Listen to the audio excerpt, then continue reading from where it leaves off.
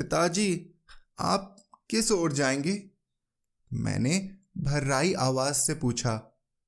वे कह सकते थे जिस ओर हवा ले जाएगी, लेकिन उन्होंने कहा, मैं चारों दिशाओं में से किसी ओर नहीं जाऊंगा। न पूरब की ओर, न पश्चिम की ओर, न उत्तर की ओर, न दक्षिण की ओर। अपने जाने की दिशा मैं खुद तय करूंगा। उस दिन हवा जरूर बंद रही होगी, क्योंकि उनका गुब्बारा सीधा ऊपर की ओर उठा। आप सुन रहे हैं कहानी जानी अनजानी पीयूष अग्रवाल के साथ। चलिए आज की कहानी का सफर शुरू करते हैं।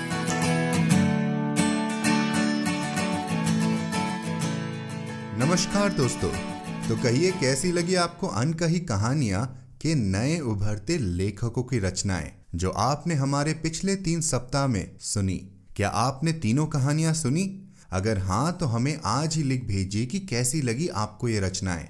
और अगर आप चाहते हैं कि आपकी कोई पसंदीदा कहानी हम कहानी जानी अनजानी में पढ़ें, तो उसके बारे में भी हमें जरूर बताएं। यूं कहें तो हमें हमेशा इंतजार रहता है आपके विचारों का, जिससे हम बनाएं कहानी जानी अनजानी को और भी बेहतर।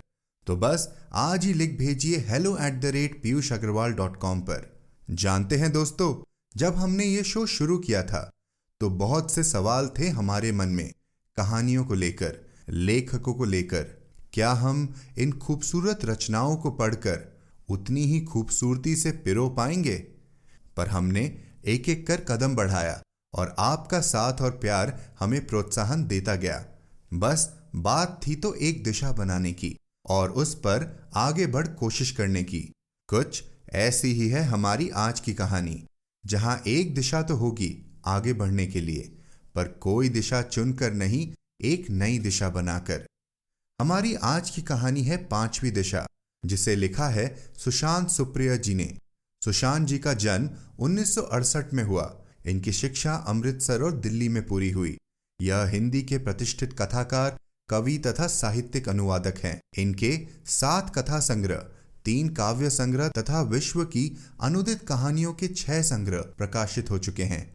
इनकी कहानियां और कविताएं कई राज्यों के स्कूल कॉलेजों में बच्चों को पढ़ाई जाती है। सुशांत लोकसभा सचिवालय नई दिल्ली में अधिकारी हैं और इंदिरापुरम गाजियाबाद में रहते हैं। इनके बारे में और जानकारी के लिए आप हमारी वेबसाइट piyushagarwal.com के शो नोट्स पर जाएं। तो चलिए शुरू करते हैं आज की कहानी।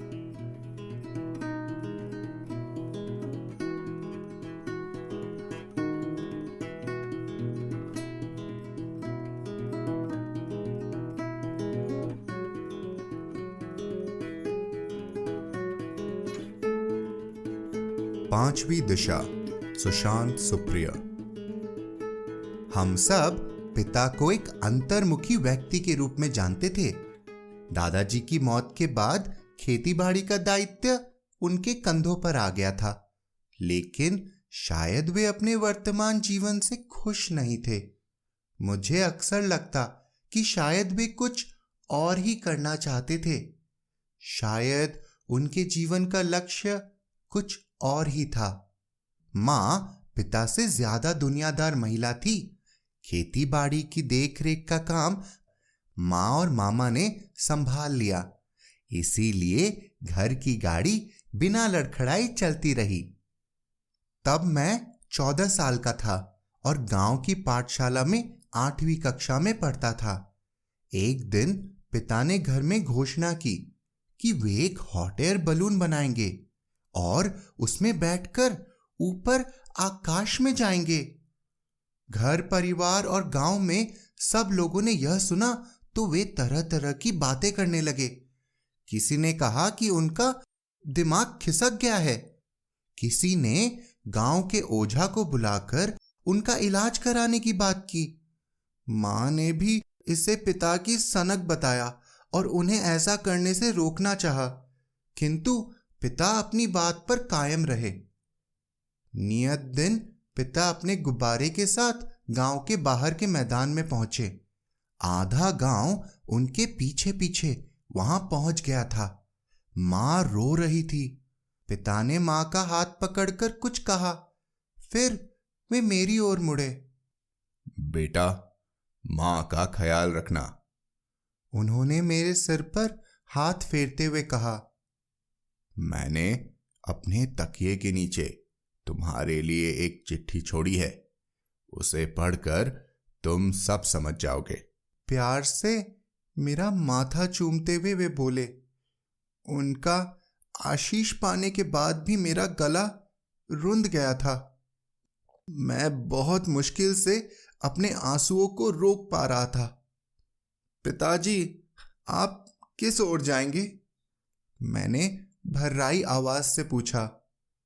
वे कह सकते थे जिस ओर हवा ले जाएगी, लेकिन उन्होंने कहा, मैं चारों दिशाओं में से किसी ओर नहीं जाऊंगा, न पूरब की ओर, न पश्चिम की ओर, न उत्तर की ओर, न दक्षिण की ओर।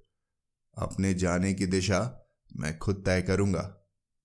उस दिन हवा जरूर बंद रही होगी, क्योंकि उनका गुब्बारा सीधा ऊपर की ओर उठा, मैदान के ठीक ऊपर, एक 5वीं दिशा में। ऊपर उठता हुआ वह गुब्बारा लगातार छोटा होता जा रहा था, छोटा और छोटा। जब वह दिखने और ओझल होने की सीमा रेखा पर पहुंचा, तो एक आश्चर्यजनक बात हुई। ओझल होने की बजाय वह हॉट एयर बलून जैसे वहीं स्थित हो गया, बीच आकाश में टंग सा गया। हम सब शाम होने तक गुब्बारे के ओझल हो जाने की प्रतीक्षा करते रहे। अंधेरा होने पर हम घर लौट आए। मैं दौड़कर पिता के कमरे में गया और उनके तकिए के नीचे से मैंने अपने नाम लिखा उनका पत्र उठा लिया। पिता ने उस पत्र में लिखा था, बेटा, पहले पहल जो भी लीक से हटकर कुछ करना चाहता है, लोग उसे सनकी और पागल कहते हैं, लेकिन अपने सपनों को साकार करना आदमी के अपने हाथ में होता है। दिशा को यह तय नहीं करने दो कि वह तुम्हें किधर ले जाएगी। अपने जीवन की दिशा तुम खुद तय करो। जरूरी नहीं कि जिधर सब जा रहे हैं वह दिशा तुम्हारे लिए भी सही हो। उस रात मुझे नींद नहीं आई। सुबह होते ही मैं गांव के बाहर मैदान की ओर भागा। वह अब भी वहीं था, पिता का गुब्बारा दिखने और ओझल होने की सीमा रेखा पर टंगा हुआ। घोर आश्चर्य! दरअसल पिता कहीं नहीं गए थे, वे वहीं मौजूद थे, अपने गुब्बारे के साथ जुड़ी बड़ी सी टोकरी में बैठे हुए, बहुत ऊपर से हमें देखते हुए। दिन बीतने लगे। पिता का गुब्बारा वहीं मौजूद रहा, अधर में टंगा हुआ। 10वें दिन मामा और गांव के बड़े बुजुर्गों ने शहर से एक हेलीकॉप्टर का बंदोबस्त किया। मां, मामा, मैं और गांव के सरपंच उसमें सवार होकर गुब्बारे की दिशा में उड़ चले। हम वहां पहुंचकर पिता को समझा बुझाकर नीचे ले आना चाहते थे, किंतु तब हमारे आश्चर्य की कोई सीमा नहीं रही जब हमने पाया कि जितना हम पिता के हॉट एयर बलून की ओर उड़ते चले जाते, वह गुब्बारा हमसे उतना ही दूर होता चला जाता। हेलीकॉप्टर और गुब्बारे की दूरी निरंतर उतनी ही बनी रहती जितनी पहले थी। यह क्या पहेली थी? हेलीकॉप्टर का ईंधन खत्म होने लगा। हार कर हम लोग वापस लौट आए। इस घटना के कुछ दिन बाद मां और मामा ने मैदान में एक महायज्ञ करवाया ताकि पिता को दुष्ट आत्माओं से मुक्ति मिल सके, उन्हें सद्बुद्धि मिले और वे वापस लौट आए। किंतु पिता का गुब्बारा अपनी जगह यथावत टिका रहा। 1 महीना बीत गया। पिता के बारे में मेरी चिंता बढ़ने लगी। वे अपने साथ जो खाने पीने का सामान लेकर गए थे, अब तो वह भी खत्म हो गया होगा। वे क्या खाते होंगे, क्या पीते होंगे? मैं सोचता रहता। कई बार मैं इस उम्मीद में रात में चुपके से घर से बाहर निकलकर मैदान में चला जाता कि शायद रात्रि के धूप अंधकार में वे नीचे उतर आएंगे। कई बार मुझे लगा भी कि पिता जैसी कोई आकृति मैदान में मौजूद है और गुब्बारे जैसी कोई चीज बहुत नीचे मैदान पर मंडरा रही है, किंतु घने अंधेरे में केवल तारों की रोशनी में निश्चित रूप से कुछ भी कह पाना नामुमकिन था।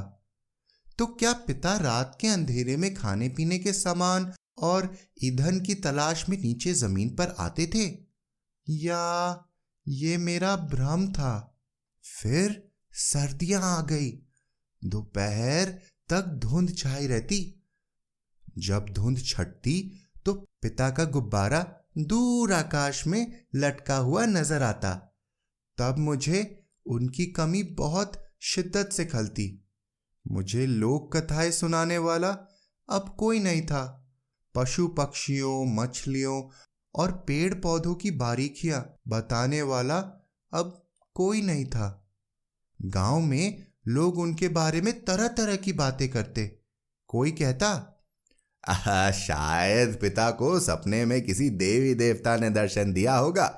शायद वे सशरीर स्वर्ग लोग जाना चाहते थे। कोई कहता, दुनिया से डरकर वे यहां से भाग खड़े हुए।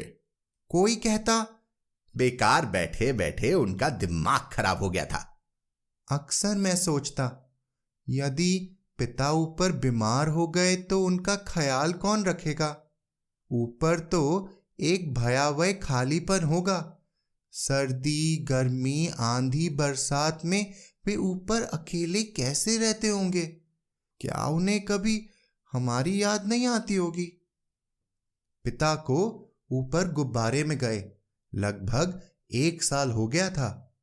हम लोग उन्हें भूलने से लगे थे। घर में केवल मैं ही था जो कभी कभी उनकी याद आने पर रात में तकिए में मुंह छिपाकर रो लेता था। अचानक एक दिन गांव के बाहर के मैदान में हवा में से कुछ पर्चे गिरने लगे। मैं भी दौड़कर वहां पहुंचा। उन पर्चों में लिखे अक्षरों को मैं पहचान गया। यह पिता के हाथ की लिखावट थी। उन पर्चों को लेकर हम सब सरपंच जी के पास गए। उन पर्चों में पिता ने चेतावनी दी थी कि गांव के बगल से गुजरती तिस्ता नदी में तीसरे दिन बाढ़ आने वाली थी। पिता ने सबको गांव से दूर किसी ऊंची जगह पर चले जाने की सलाह दी थी।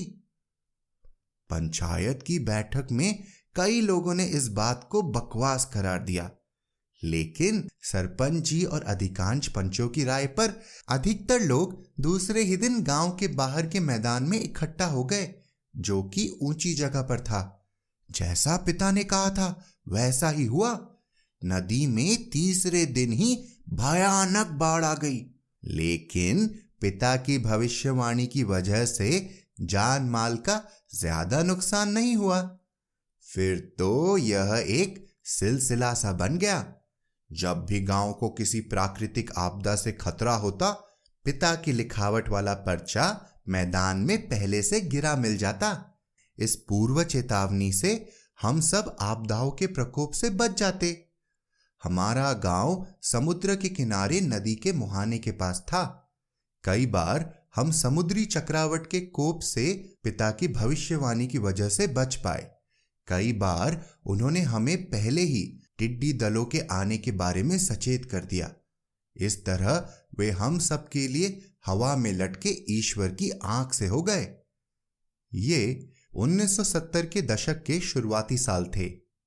उस समय भारत में इनसेट श्रृंखला के उपग्रह नहीं छोड़े थे जो मौसम संबंधी जानकारियां हमें दे पाते। तब घर घर में टेलीविजन भी नहीं था। मौसम की पूर्व सूचना दे पाने का काम बेहद कठिन था। हम सब हैरान होते कि पिता ये सब समय से पहले ही कैसे जान लेते होंगे। मेरे मन के किसी कोने में अब भी एक उम्मीद बची थी कि शायद एक दिन पिता वापस लौट आएंगे, किंतु ऐसा नहीं हुआ। वे हमारे लिए होकर भी नहीं थे, नहीं होकर भी थे। वर्ष बीतते गए। गांव की पाठशाला से पढ़ाई पूरी करने के बाद मैं आगे की पढ़ाई के लिए शहर चला गया। पढ़ाई पूरी करने के बाद मेरी नौकरी लग गई, फिर मेरी शादी हो गई। मेरे घर बेटे ने जन्म लिया। माँ मेरे साथ ही शहर में रहने चली आई, किंतु हम सब साल में एक बार गांव जरूर जाते। पिता का गुब्बारा तब भी हमें दिखने और ओझल होने की सीमा रेखा पर वैसे ही स्थित नजर आता। गांव में कई लोग ये दावा करते कि उन्होंने रात के अंधेरे में पिता जैसी आकृति वाले किसी व्यक्ति को गांव की गलियों में भटकते हुए देखा है। क्या पिता रात्रि के अंधकार में गुब्बारे के लिए ईंधन और खाने पीने के सामान की खोज में वाकई नीचे उतर आते थे, या इसका कोई और कारण था? यह एक रहस्य ही बना रहा। किंतु पिता अब भी अपने भविष्यवाणी वाले पर्चों से गांव के निवासियों का कल्याण करने के काम में लगे हुए थे। मैं निरंतर पिता की सकुशलता के लिए ईश्वर से प्रार्थना करता रहता। इसी तरह कई वर्ष और गुजर गए। मेरा बेटा अब बड़ा हो गया था और मां अब बूढ़ी हो गई थी। उन्हीं दिनों एक रात मुझे सपने में पिता दिखे। सपने में वे बहुत थके हुए, बूढ़े और बीमार लग रहे थे, जैसे वे आकाश की कब्र में लेटे हुए हो। सपने में पिता को इस स्थिति में देखकर मैं भीतर तक विचलित हो गया। मुझे लगा अब निर्णय लेने का समय आ गया था। वे मेरे पिता थे, मैं उनके लिए हमेशा से कुछ करना चाहता था। मैं उन्हें सदा के लिए इस तरह अधर में लटकते हुए नहीं देख सकता था। मैं उन्हें यह नियति से छुटकारा दिलाना चाहता था। मैंने एक हॉट एयर बलून बनाया। उसमें मैंने गांव के लोगों के अंगूठे लगवाकर और हस्ताक्षर करवाकर एक धन्यवाद पत्र टांग दिया। फिर मैंने उस गुब्बारे को मैदान में उसी जगह से ऊपर उड़ा दिया जहां से वर्षों पहले पिता गुब्बारे में बैठकर ऊपर चले गए थे। मेरा उड़ाया गुब्बारा भी न पूरब दिशा की ओर गया, न पश्चिम की ओर, न उत्तर की ओर, न ही दक्षिण की ओर। संयोग से शायद उस दिन भी हवा बंद थी और मेरा उड़ाया गुब्बारा भी मैदान के ठीक ऊपर उड़ता चला गया, एक 5वीं दिशा में। गुब्बारे के साथ बंधे हुए पिता के नाम भेजे धन्यवाद पत्र में मैंने लिखा था, पापा, आपने अपने हिस्से की जिम्मेदारी निभा दी। लोग आपके एहसानमंद हैं। अब मेरी बारी है। मैंने मौसम विभाग में डिग्री हासिल कर ली थी। अब मैं इसी इलाके में मौसम विभाग का अधिकारी नियुक्त हो गया हूं।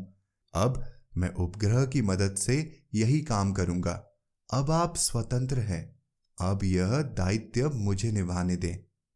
उस रात मुझे गहरी नींद आई।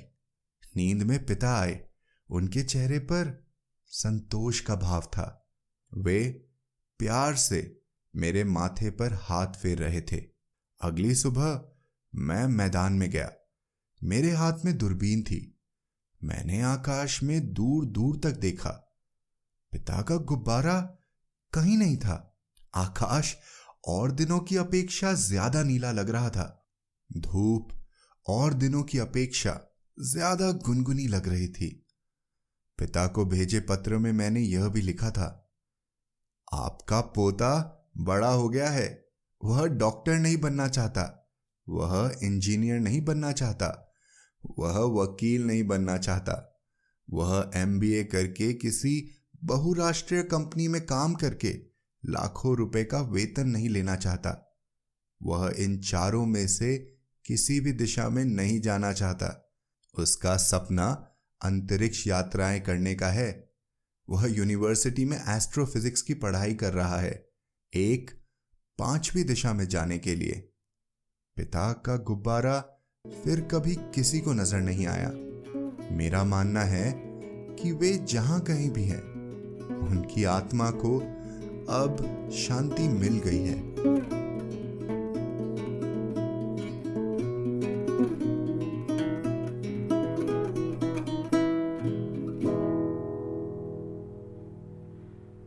तो कहिए दोस्तों, कैसी लगी आज की कहानी?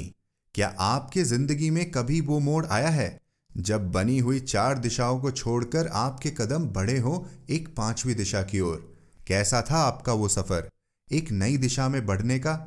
हमें जरूर लिखकर बताएं hello@piyushagarwal.com पर। तो दोस्तों, अगले सप्ताह होगा हमारा 25वां एपिसोड।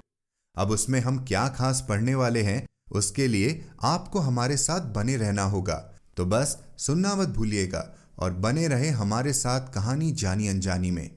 इसी नोट पर आपसे विदा लेता हूं। अगले सप्ताह हमारे फेसबुक पेज और इंडी पॉडकास्टर की यूट्यूब चैनल पर एक खास मेहमान जुड़ने वाले हैं और उनके साथ हम करेंगे बहुत सारी बातें। तो हमें इन प्लेटफॉर्म्स पर सब्सक्राइब करना न भूलें। आप जहां भी हमारे कहानियां सुनते हैं उस ऐप में कमेंट या रिव्यू जरूर डालें, खासकर एप्पल पॉडकास्ट पर। व्हाट्सएप पर भी दूसरों को शेयर करें। आप सुन रहे थे कहानी जानी अनजानी पीयूष अग्रवाल के साथ, जो कि इंडी पॉडकास्टर की एक पेशकश है। तो हम आपसे मिलते रहेंगे हर शुक्रवार। तब तक के लिए अपना ध्यान रखिए, स्वस्थ रहिए और मुस्कुराते रहिए।